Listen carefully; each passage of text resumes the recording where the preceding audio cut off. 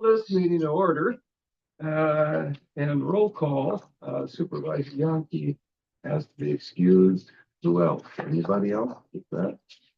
Doak isn't. Okay, there he is. I didn't see. That's not good. That's not good. Snuck in. All right, look for a motion to approve the agenda. What the motion to approve the agenda? Supervisor Baker, second by Poppy. Any discussion? All in favor of the motion signify by saying aye. Aye. Motion to approve the February 3rd minutes. I'll make a motion. Supervisor Lazansky, second by Supervisor Lukes. Any discussion of those minutes? All in favor of the motion indicate by saying aye. Aye. Opposed? Motion carries. Public comment. All right, going once, twice, going. All right, consideration of cybersecurity enhancement. I am assuming you are going to elucidate on this.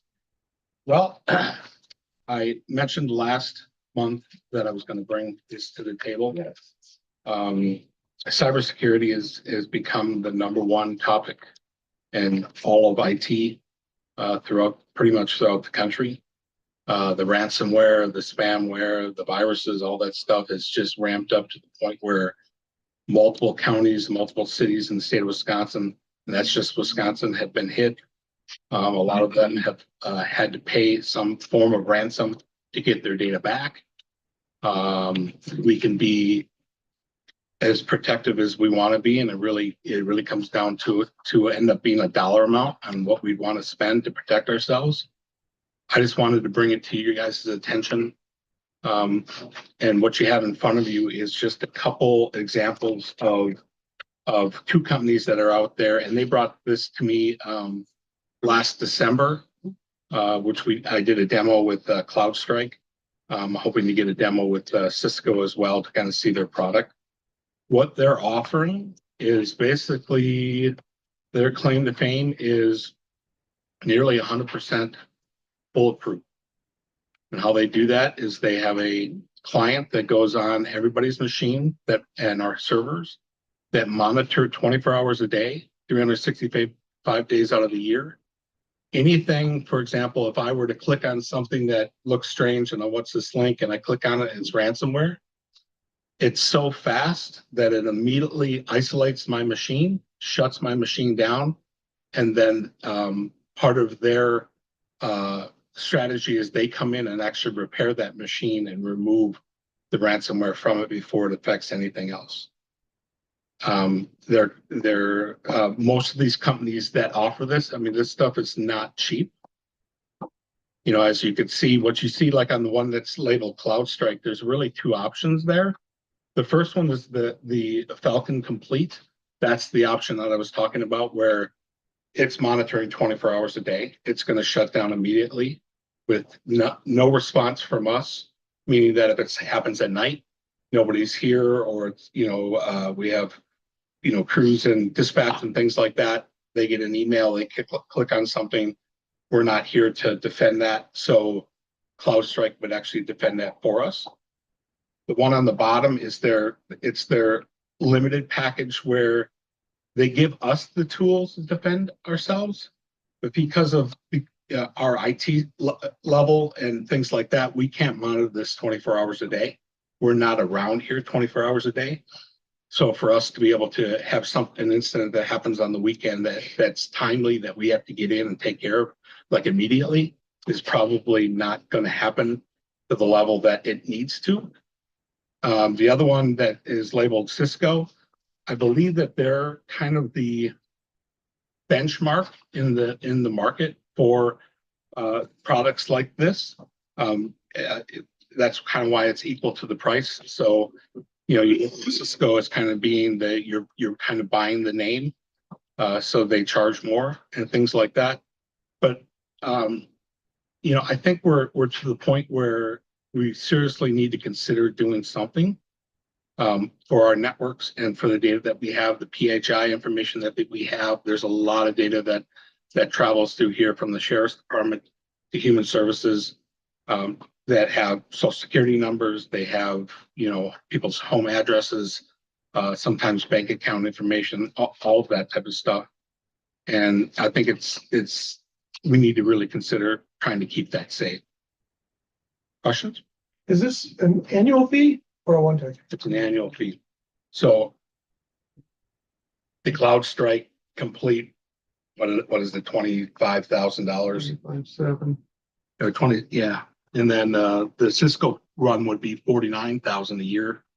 So yeah, that would be an annual fee, ongoing. It Yeah, says those up on, quotes have expired too, so do Yeah, you know? no, yeah. The CloudStrike, they guaranteed us that this would be this is not what, you know what I mean?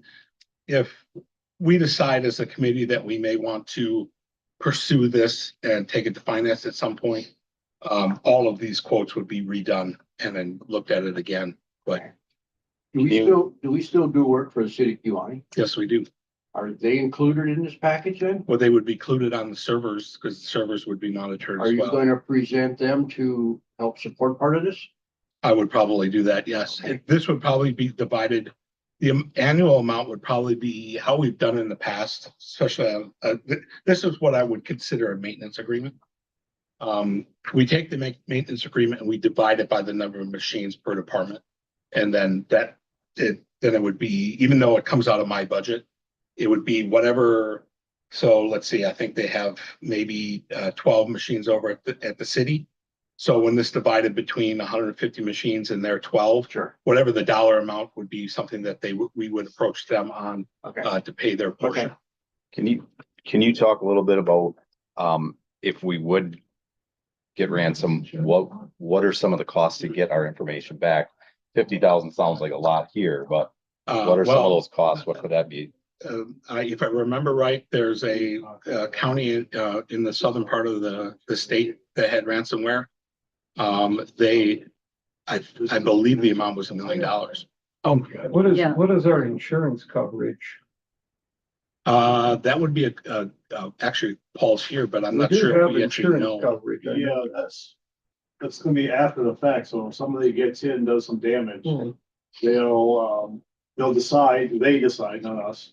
Whether insurance, yeah, whether to pay the ransom or not, and then they'll pay for some recovery, but damage is done by them. This is upfront preventing somebody from getting it. Mhm. So even if we get up and running again, I don't know that we do or don't have all of our data back. I don't know that we do or don't. So insurance Things are coverage. lost forever. Yeah, they'll help fix it. It's kind of like a car. So they'll you get fix your it, car. but we could never get our data back. Yeah, your car may be damaged forever and it looks nice, but it's not really. They won't pay to get our data back. They'll only pay to fix Fix the it. damage. Yes. I understand. Well, he's saying they might be there, but that's their decision. Yes, well, why would they pay the ransom? Well, then I wonder whether that should. Well, that's a good question too. I If mean, it's up to them, I guess. How much do we pay for insurance versus putting it towards the ransom? yeah, what is the Versus- insurance? What do we pay on the insurance for? It's not separated out, it's part of our. Oh, it's part of our liability. liability package, sure. I think the term that a lot of people are using is kind of the cost of doing business now. Yeah. Which is- I mean, as somebody who lives in a house and runs out of budget, you look at this number, you're like, no, not for me. But then you got to ask yourself, what's that worth? Is there any discernible difference that you can tell us between the $50,000 figure and the $25,000 figure? Not yet, not until they're right now setting up a demo for me to look at the Cisco thing. Okay, I'm pretty sure it's gonna follow the same lines. It's kind of, I kind of believe it's part of what they do, but well, here's a question for you on this CloudStrike or this Cisco. I mean, what kind of guarantees do they give you?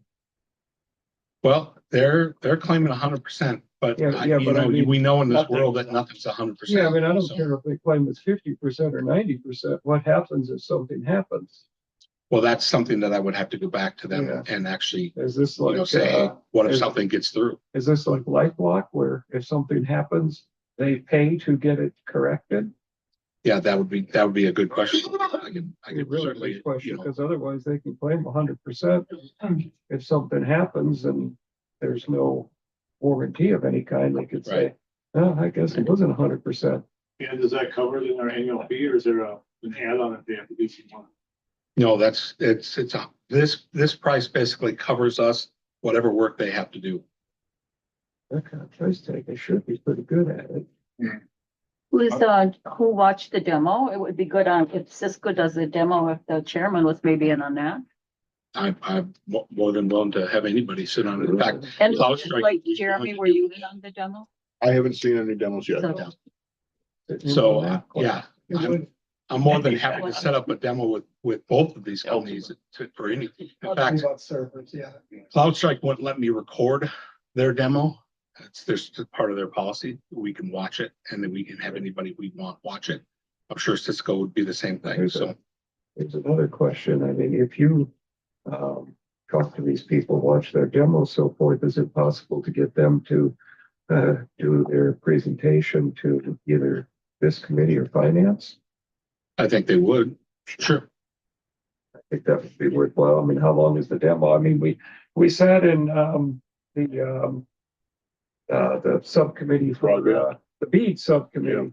We sat through how many different IT demonstrations, and Yeah. some of them were highly educational, some of them were very lengthy, but all of it was My guess is no more than 15, 20 minutes. Yeah, So- yeah. I mean, I would be interested in having the committee get to hear. Sure. Because my opinion, I hate spending money, period, but boy, this stuff, the cybersecurity stuff scares me to death. Yeah. I mean, it's not a made up thing, Mhm. and it's a real. Well, and statistics say 96% of all spam, ransomware, viruses, they all come in from end users because they receive something, they think it's legit, they click on it and it's not legit. And they're so sophisticated now, you can't even hardly even tell that it's something. Paul gets numerous ones that talk about, can you change my direct deposit? I changed my bank. I need to make a change in my direct deposit.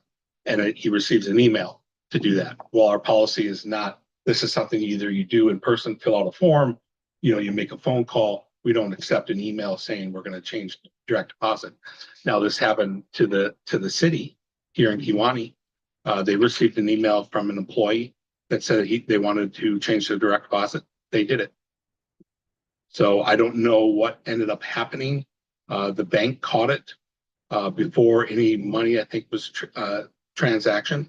But because they were so new at the city, new staff there, they didn't know that if there was a policy that the city has that says, hey, this needs to be filled out with the form.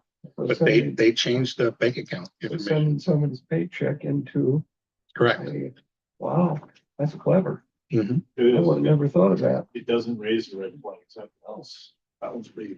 Well, organization, I mean, you have 150 employees here, roughly. But I mean, some of these organizations, there's no possible way for the, person doing the payroll to be familiar with every single person. Correct. So it does, the only way to prevent it probably is in person or a hard copy form. So we're going back to the days of paper and carbon copies. Yep. In some ways, one of the safest ways to protect a lot of your passwords now is to write them down and leave them near your computer. That used to be anathema, that's completely wrong way to do it. But now if you save them on your computer, they can be stolen if they're not encrypted or things like that. So. And they're bigger fish out there. So everybody wants to do ACH payments. So checks are typically a couple $1,000s. So when you're building a building and you have ACH payments, you're talking 6 digits, and municipalities have gotten caught on that as well. Especially since we're so public. You go to the site, you see Byron Construction is doing it. You can see all the details there just by looking at the site. And if you send an email saying you're so-and-so and you want to change the account, it's actually pretty easy to trip somebody up if you're not watching for it. So That's scary.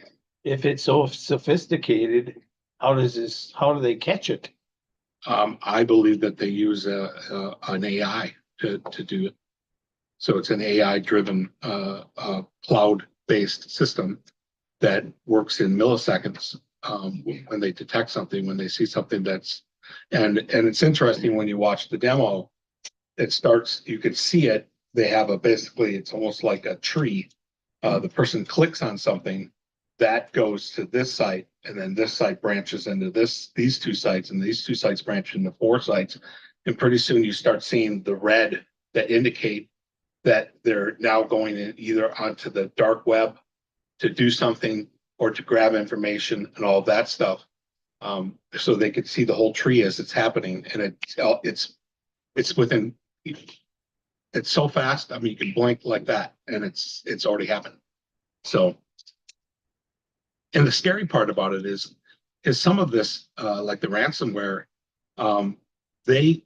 you could click on something and you could say, well, it didn't do anything. I'll just shut it down. Not a big deal. But it plays something on your computer that now is date sensitive. Let's just say July 4th, 2025, it's going to launch. It's set, its parameters are to launch.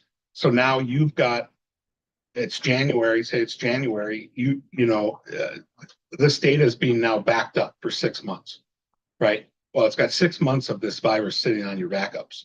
So July 4th comes, boom, it goes, and you think, well, I'll just go back 10 days and grab our data from 10 days ago. It's already infected because it's been sitting there for 6 months. You just don't even know it's there. It's gotten so sophisticated. It's crazy. It's actually super scary. I mean, when you think about it, because there's a lot of stuff out there that, Well, I don't think we should skimp on this. And I think it's best when if there's 24/7 protection, I think we should go for that. But do you have one proposal over the other that? Well, I haven't seen Cisco yet, but I don't want to spend money either. I want something that's going to do what it needs to do. And if CloudStrike can do it for 25,000 over the 50,000, I would do 25,000 all day. If it means a peace of mind and it protects our data. I mean, if Cisco comes in and wows the committee and wows me and says they could do it so much better, well, then we've got a decision to make. But Well, I don't know how long ago that was, but it was last fall or last year. Sometimes it hit some hospitals. yeah, And they were yeah, shut Surveyor down. was shut down. It wiped out their complete system for I think it was the appointment system. So nobody knew when their appointments were. Nobody knew who was going to show up at your door and say, "Hey, I'm supposed to see the doctor today." Well, there's nothing in the computer. It even knocked out their communications, so their phone system was down.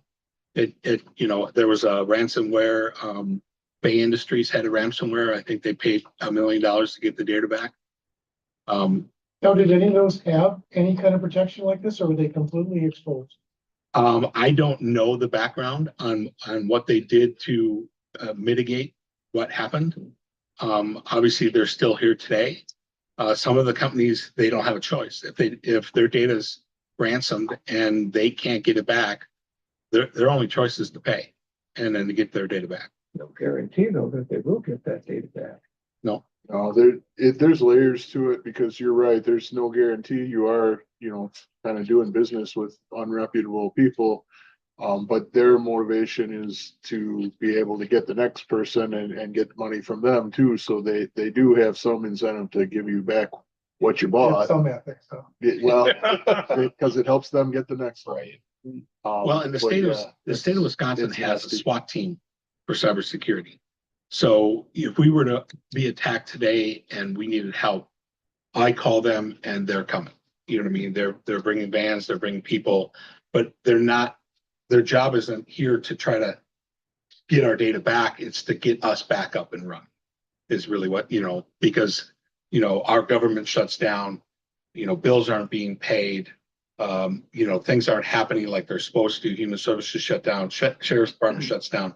We've got to come to some type of. We got to get back up in a fairly quick manner. WebRoot antivirus won't stop all this. Not in a sense that you think, because it changes and so rapidly that they're to try to stay on top of that. Like our virus protection on our machines are triggered probably every 5 days to go and look for updates. Well, there's probably 15, 20 updates within that 5 days, and if we do it every minute, then we're going to need a bigger internet pipe to make sure we can download all this data and update machines on a regular basis to get where we need to be. Yeah, and some of the traffic that we need to protect ourselves against isn't like the sort of thing that a virus, antivirus would notice. It might be, you get a link to go to fill out a survey, and some of the questions on the survey cause you to give up vulnerable data like your social security or birthday or something, because you don't realize that it's an invalid survey. So then you're just, as the user, you're just going to a website that exists and filling out a Google form, but you're putting dangerous, things you wouldn't want to divulge or share out there. And the triggers for a virus are not the same as the trigger for like a ransomware. It looks for certain things that it's doing to the operating system of your machine or anything like that, where a ransomware, we've had one instance years and years ago where they took all of our Word and Excel documents and they changed all they did was change the name of the document, and you could not access that anymore, and you could not rename that document back. So what I did is I just erased it because it wasn't as sophisticated as it is today. But back then I could erase it, go to last night's backup, restore all the data, and then fix the machine that was infected. So now we're back in business within 20 minutes. Well, a situation like that, if in this case, if it's ransomware, they've locked all of my servers, they've locked all the data on those servers. Nobody can get anywhere on the network. You know what I mean? And if it's sophisticated enough to shut down the phone system, you can't call out to anybody. So you're gonna have to hop on the cell phone to try to, you know what I mean? And you're just stuck, at that point. Because you're like, you say, well, I can go back to the backups, but I can't get on the server to get to the backups and things like that. So it's not a good situation. What about malware? What's that? What about malware? Malware is part of the same thing. Malware Is it connected with ransom? So malware is part of ransom if you look at it as multiple parts. Malware could be anything from destroying data just on your machine to destroying data that if you've got a little mini network in your house, that it goes out and finds all the machines on the network and then destroys that information. So that's part of that? This basically covers anything that happens within the machine. So I believe what this would cover would be ransomware, any malware, any spam, any phishing, all of those type of things would be all taken care of. I mean, we still on top of that, we still have like an antivirus, because an antivirus, a lot of times, if you have a virus, it'll attack something within the operating system. So now your machine doesn't boot, but it doesn't necessarily, it hasn't destroyed your data or anything like that. It just makes it so you can't use your machine, I would suggest that you get something together for next month. And probably see if you can get them to do their presentation, whatever their sales pitch or whatever it is, at least with CloudStrike, if that's the one that you feel is going to do a decent job for half the money. Yeah, and they're willing to do that. They've told me that. They said if we need to, they would do it virtually, obviously. Sure. Then we should put it down as a possible action item next month. Sound good? You can do that. Fabulous. All right, let's move on to the policy on use of artificial intelligence. And so what you have in front of you is a draft policy on use of AI. I'll just say right up front, it's not the be all end all. It's not the only time we'll ever look at a policy like this, but until we have a policy, we have no policy. And it is a tool that could be misused accidentally or intentionally and cause some problems. So that's why, what I have in front of you is a draft based on some other local governments and educational institutions that have put together AI policy, just of I think a reasonable starting point to give staff the parameters. One of the biggest things is that we'll have in my office, and Ross will work together with each department head to have an accepted use documentation that will have a handle on what departments might be using it for, and approving that ahead of time. And we will then also We prohibit any use of audio or visual AI, because those are just areas that are ripe for abuse, and we wouldn't want our county staff, like I say, accidentally or intentionally misusing AI in those areas. So we'd be limiting it to text-based things. Powerful tool, great for really speeding up research on the internet. You know, you run a search on Google or the search engine, whatever you use, and you get back all kinds of results, and then you go click through the links and you get some information. A lot of the AI tools are great at taking that first couple of steps on what the websites will tell you and consolidating it, synthesizing it, bringing it up to the front level so you can learn a lot more about what you need to learn faster. It's great for research, but you need to also understand the limitations that it sometimes pulls inaccurate data, or it's limited to it's only as accurate as its sourcing and things like that. And so that's kind of what the policy is getting at, is ensuring that we put some boundaries on it, ensuring that staff are informed that if you use AI for any work, you're still responsible as the employee for the product. So you can, you know, under the circumstances that the policy lays out, you can use the tool, you can, you know, put it into Chat GPT or Perplexity or any number of other AI tools that are getting put online. But before anything is actually, you know, before it becomes work product, it's yours, and you need to be validating and making sure that it's accurate. Didn't you also say you wanted to know, or you just have to have, each department has to present to you a general plan about how they're gonna use it? Both. So Specific specific, projects to use it, they would still have to run it by you and. not necessarily projects, but like use cases. So what's a good example? So let's say that human services is going to use Chat GPT for helping to generate some correspondence with other counties or things like that to speed up the drafting process of letters and things like that. So that could be one use case, but I wouldn't necessarily require each and every time, because realistically in the next, you know, 2 to 5 years, it's going to become pervasive. There'll be AI use almost, you know, daily, if not many times a day, I would expect. It's a really emerging field.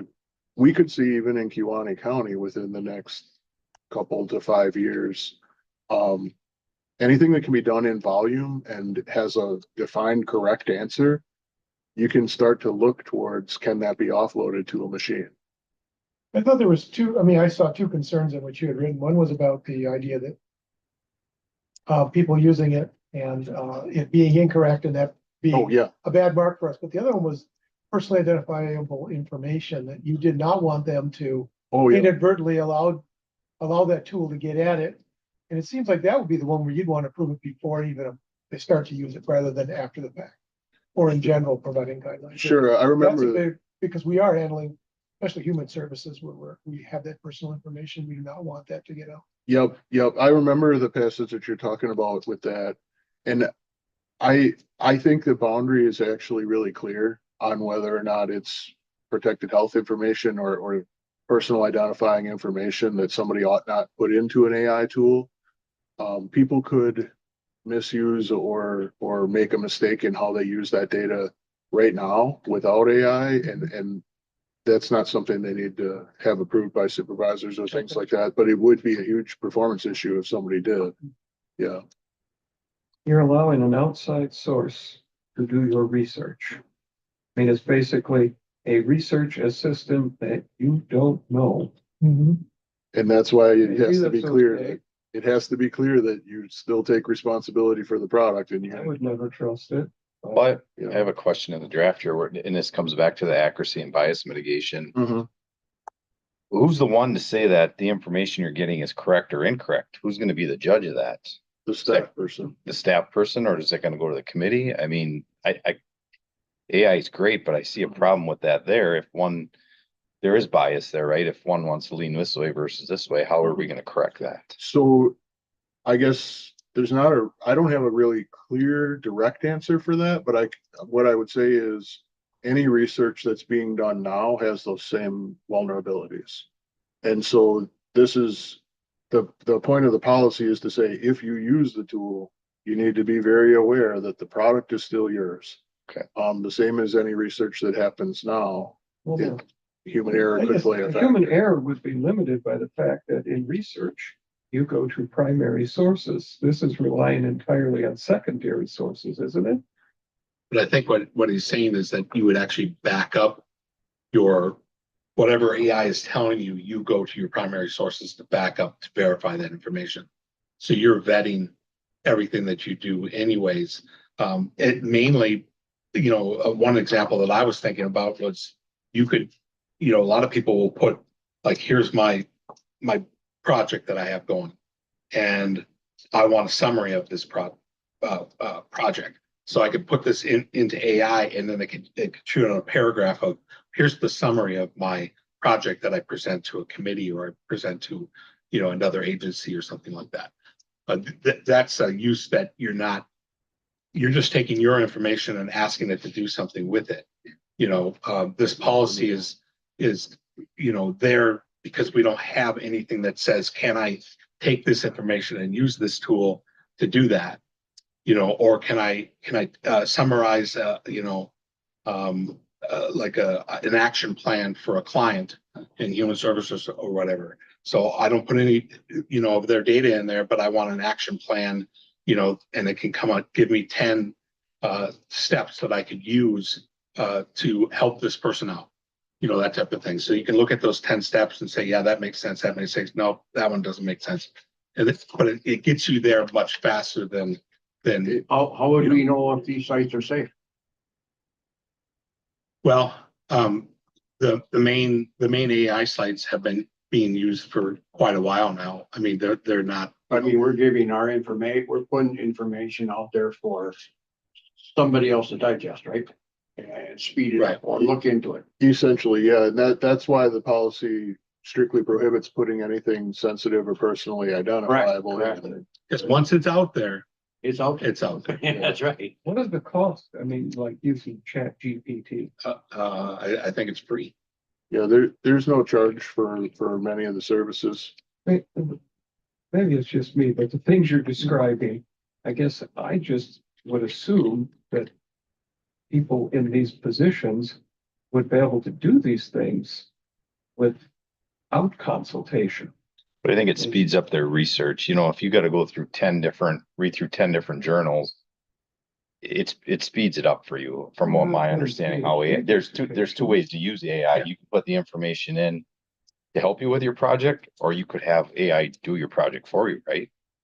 I haven't tried to take it to that level. Like but- in the work, Perfect. I would guess that all of you are using AI without even realizing it. If you are pulling up Google or Yahoo and you type something in the search engine, the first thing that comes up is going to be an AI summary of whatever you're searching for. What did you say, Paul? It's not very good. No, but Yeah, you're yeah. using it without even realizing that you are, right? Like, you're gonna get a summary. There, if you look closely, you'll see that it's an AI summary of whatever you're looking for. So that's just to ground us in it. Some of the things that I personally like to use that's related to AI, it's included in AI, is simple things like Grammarly that just helps us to be more professional in our language. So making sure that court documents, right, have appropriate grammar that honestly is not taught as well as it used to be historically. So sometimes it does not look overly professional the first run that you're seeing. So that's a simple tool of using Grammarly, which is an AI tool professionally. What I'm hearing is, the description of case notes. We haven't gone there yet, but that's the type of things that would be off limits. Like, you wouldn't want any client information, any demographic information, specific situations that clients are dealing with. Like, you don't want any of that entered into AI. So I think Jeremy did a nice job of just laying that out, that we're protecting all client information, and that's not at all the use of this. Another thing that I saw used where AI was used was when we were coming up with a vision or a mission statement for a group that we were participating in. So you can go into an AI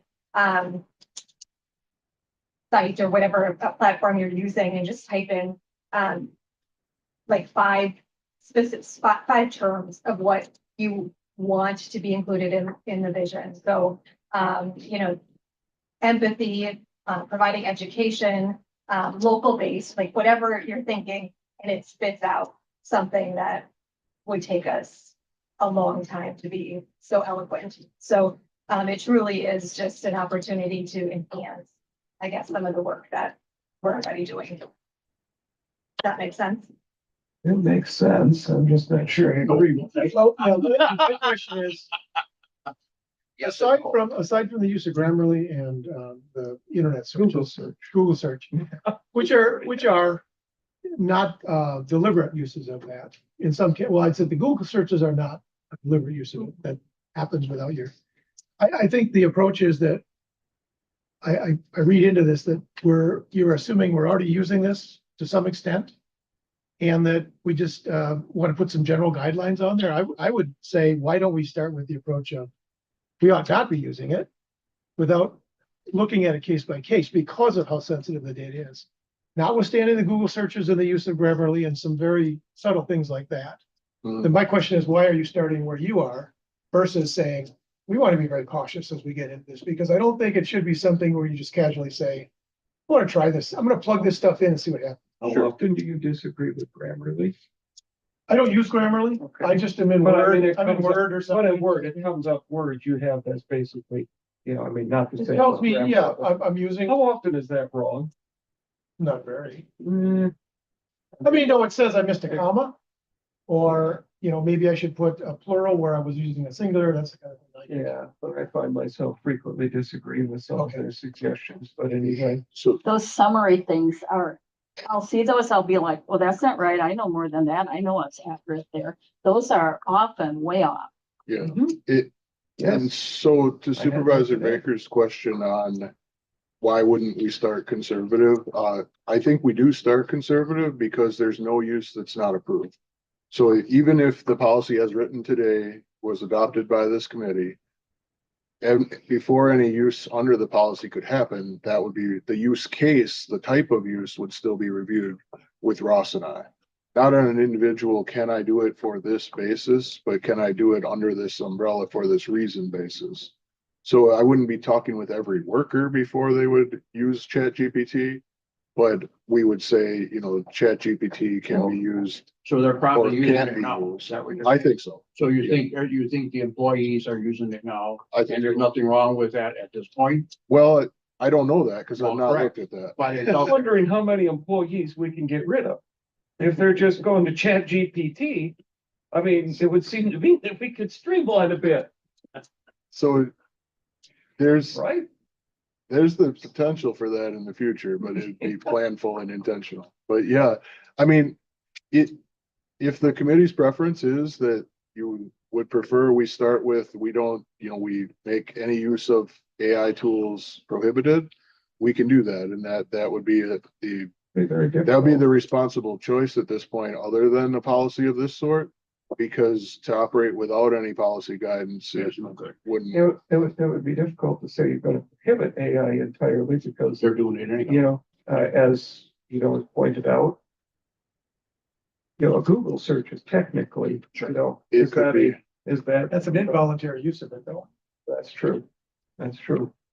And I mean, using a Google search, you know, who doesn't use a Google search and then have to research that anyway?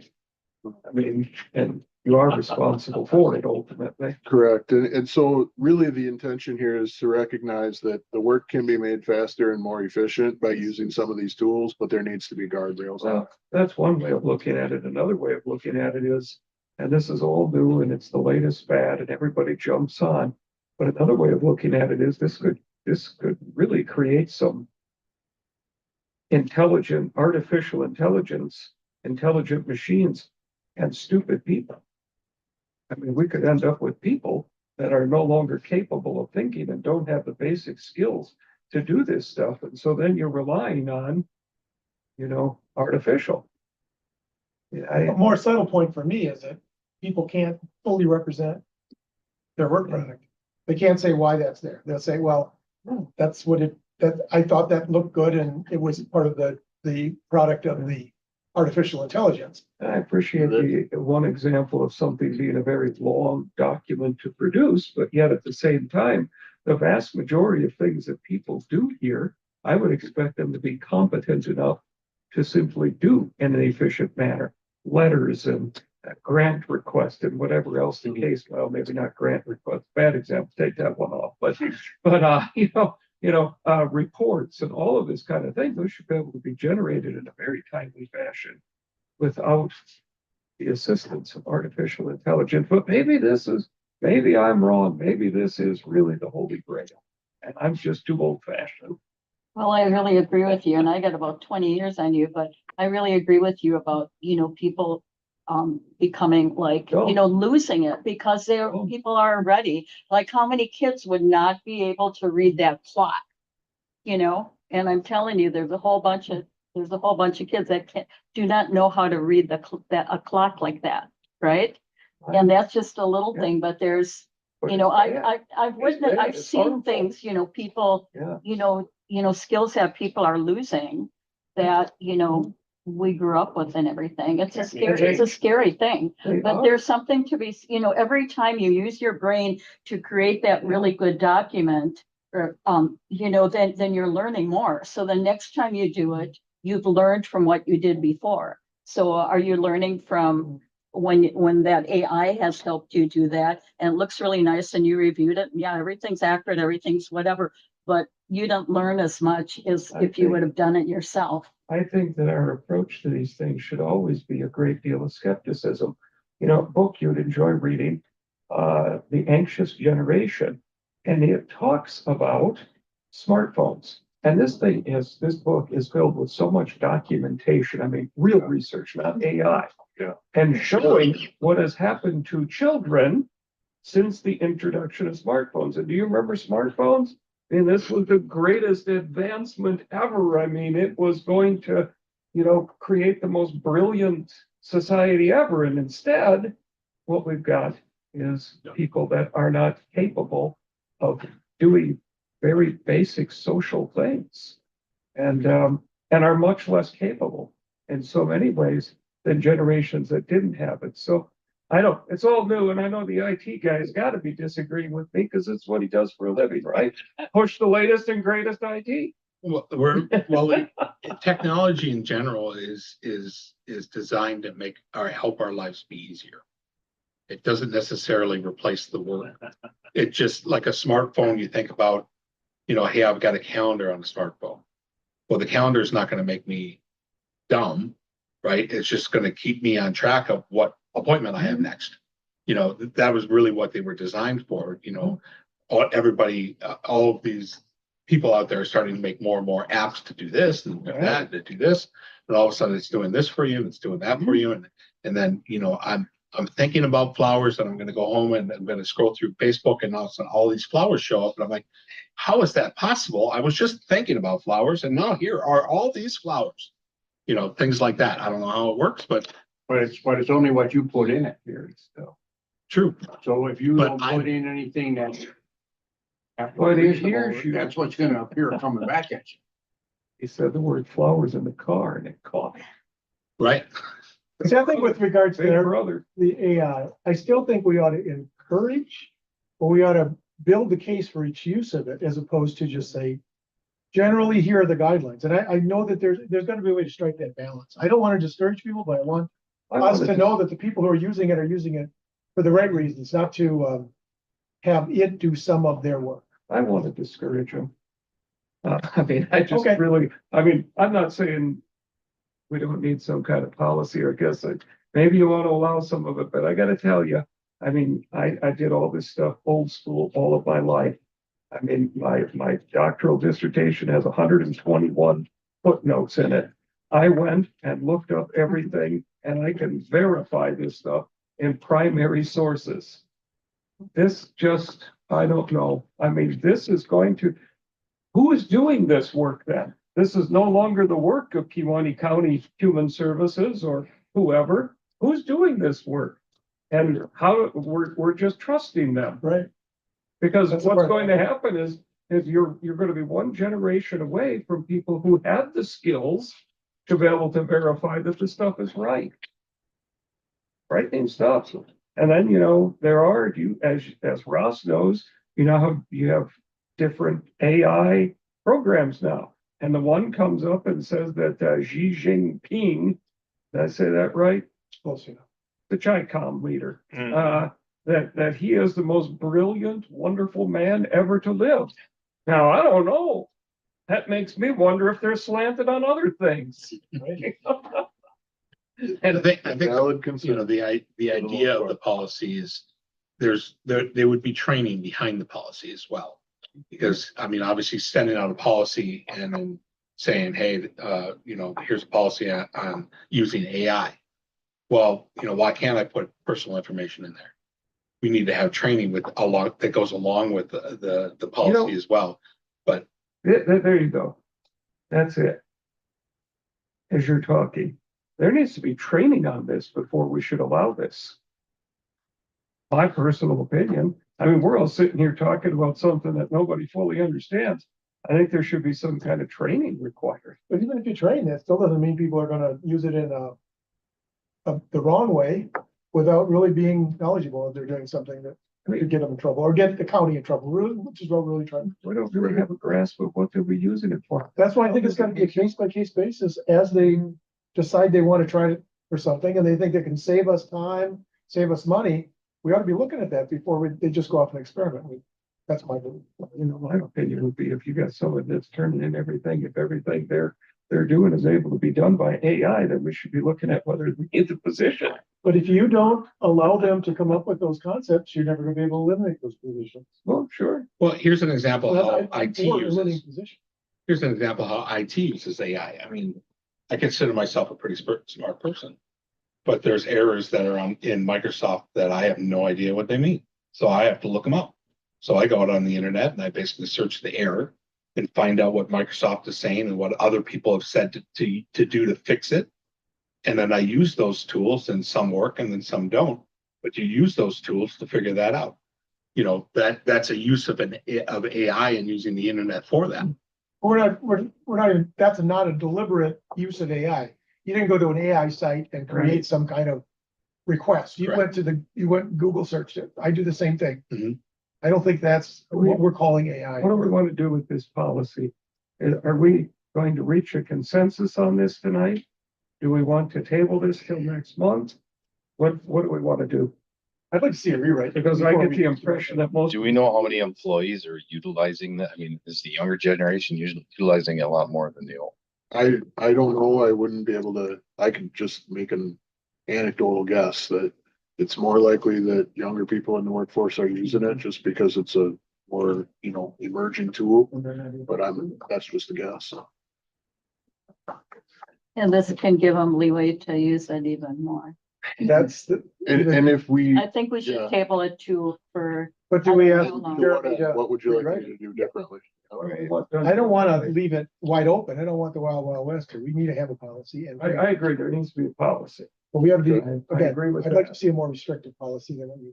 And I agree with you on that. I personally would like to see a more restrictive policy. I mean, if we have an employee that can't do the basic functions of their job, but is relying, and I know that's not what this is intended, but there is the potential you could end up with that.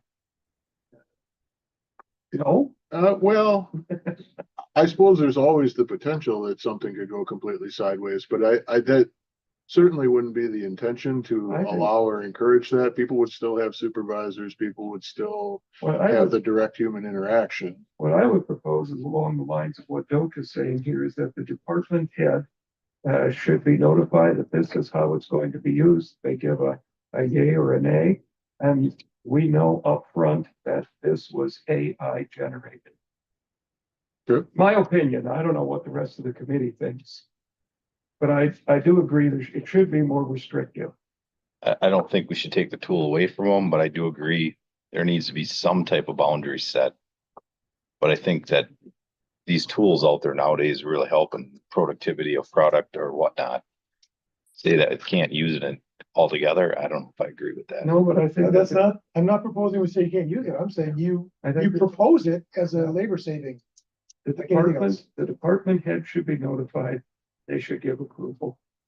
So you're saying the department head gives the approval? Mhm. Or the committee. I mean, I think it should be more simple. Well, we can write that into, what it says now is that each department head, when they have a use case, would bring it to Ross and I.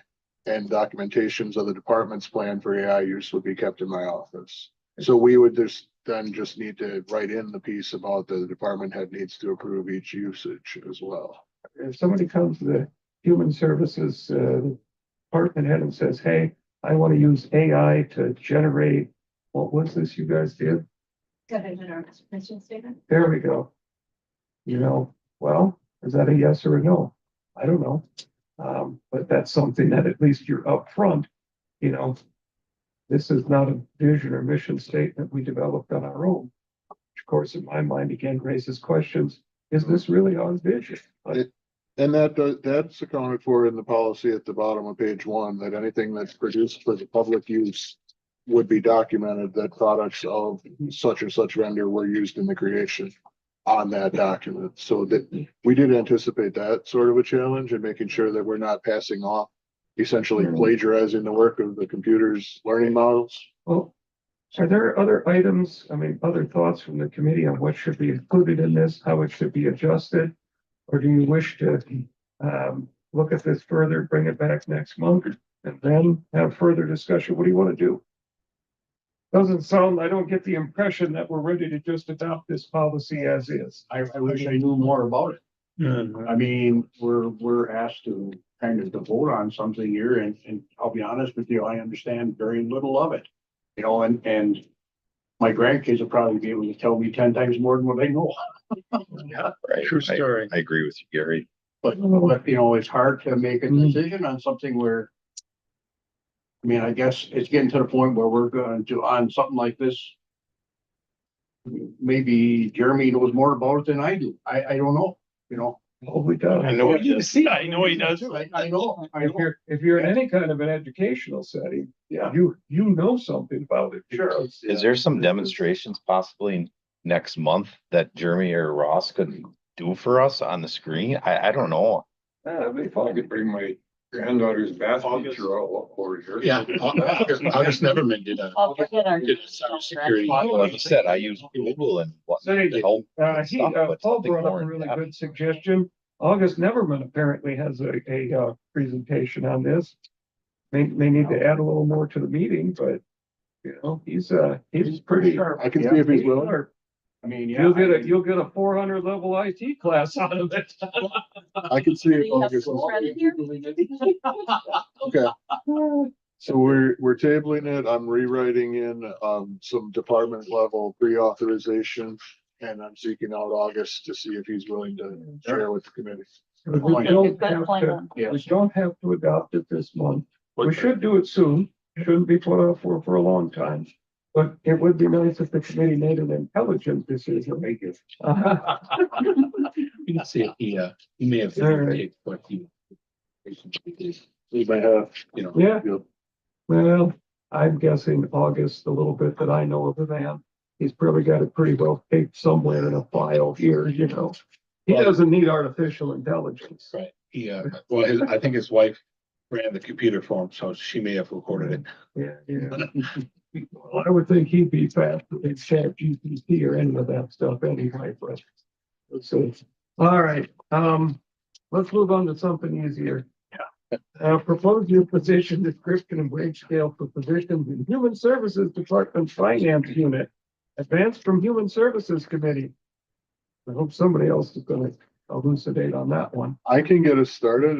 There's a couple of folks on the committee here who are also on human services who may have some more to add. And Melissa's here as well, and so is Paul. So if you start with the Excel sheet that was at the back of the packet, the new wage scale and the job description go together as part of the same action.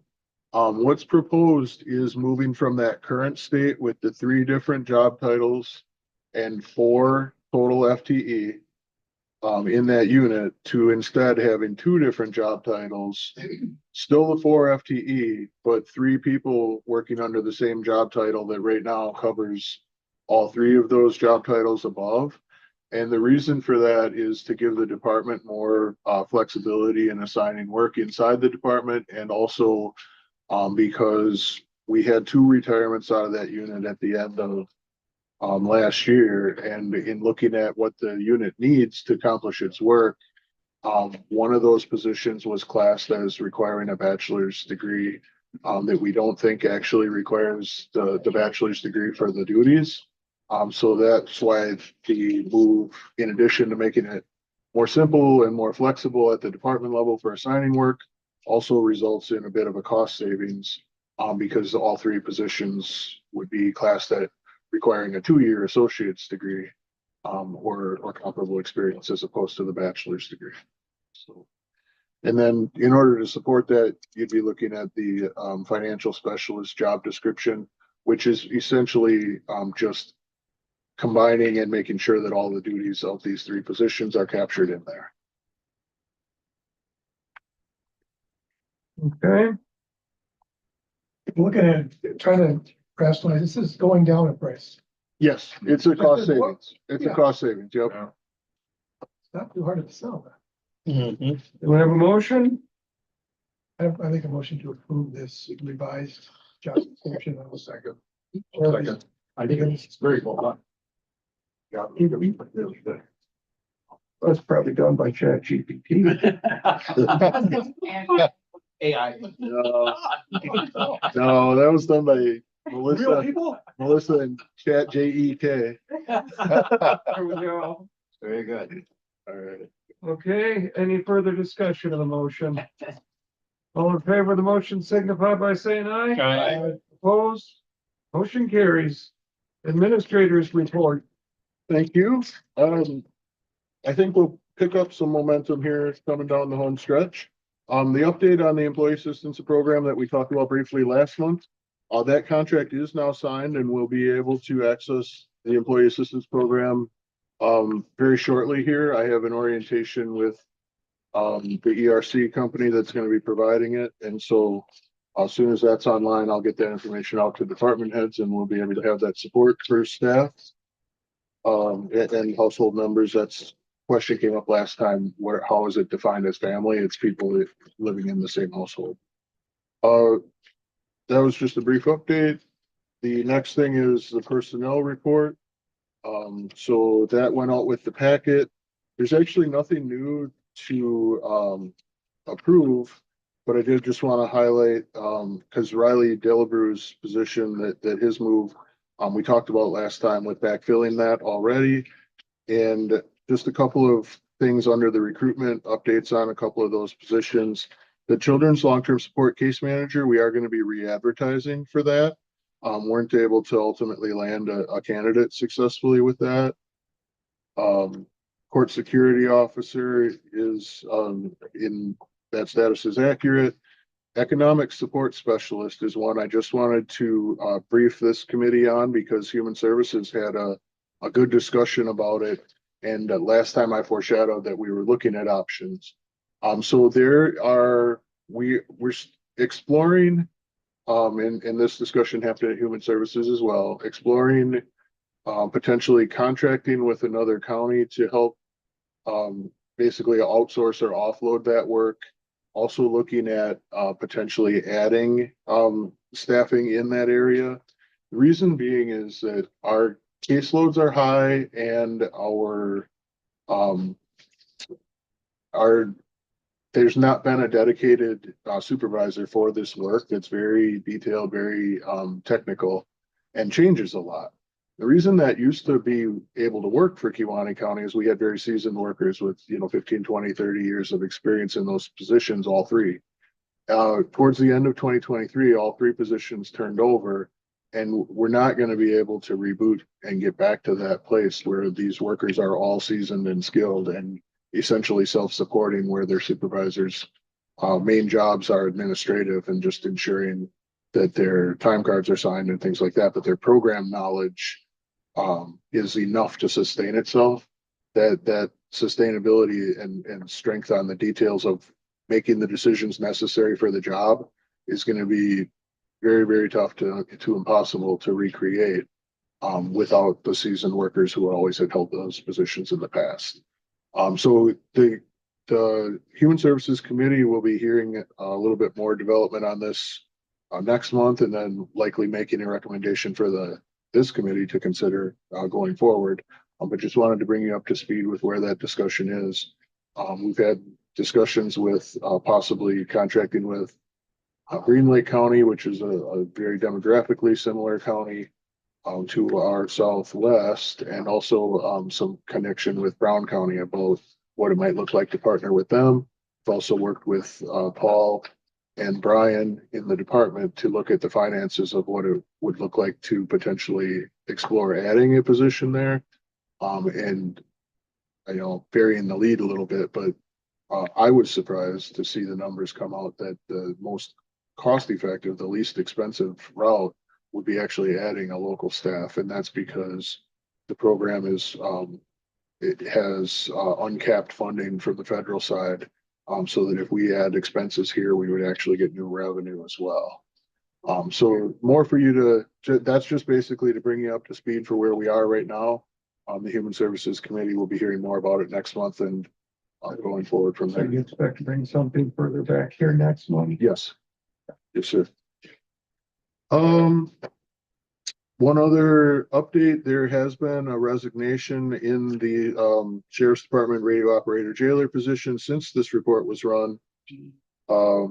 So took a half a step back there, and we've had interviews that are resulting in one candidate that we're further vetting to potentially make an offer to.